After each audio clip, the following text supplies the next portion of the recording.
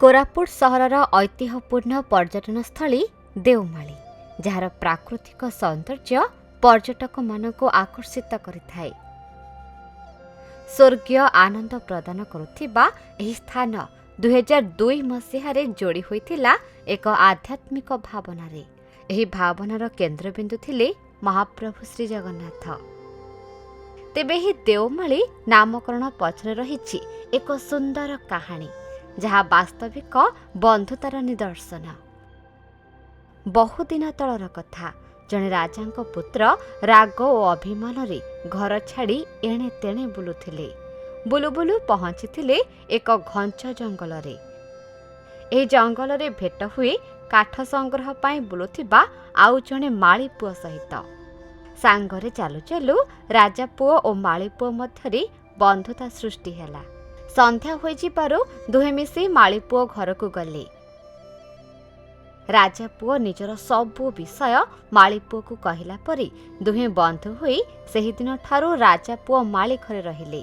राजा पुओ और माली पुओ मध्यरे एभली घनिष्ठ बंधुता सृष्टि हैला जे दुहे दुही को छाड़ी रही पारु नथिले।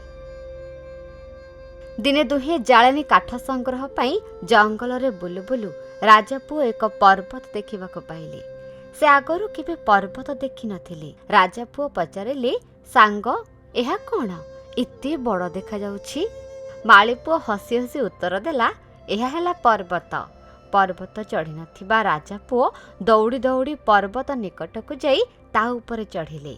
पर्वत चढ़िला बेले अधा बाटरे हठात मुंड बुलाई छाती रे जंत्रणा रे उपरु तळकु खसी पड़िले।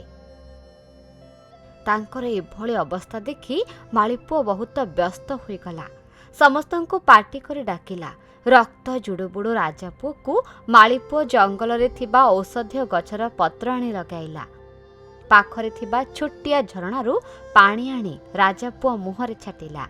किछि समय परे राजापुओंको चेता आसिला, किंतु से मालीपुओ को उत्तर देले, सांग वर्तमान मोर शेष समय।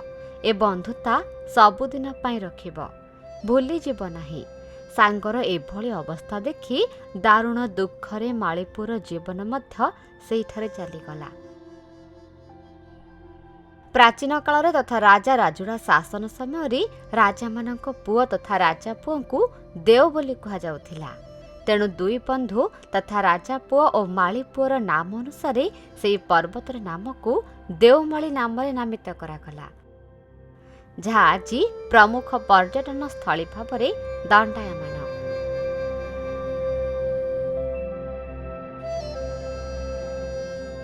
एही देवमालीर पाददेश थिबा आंध्र ओडिशा सीमांतरे रहिछि गोटिए गाँ, जार नाम कोटिया।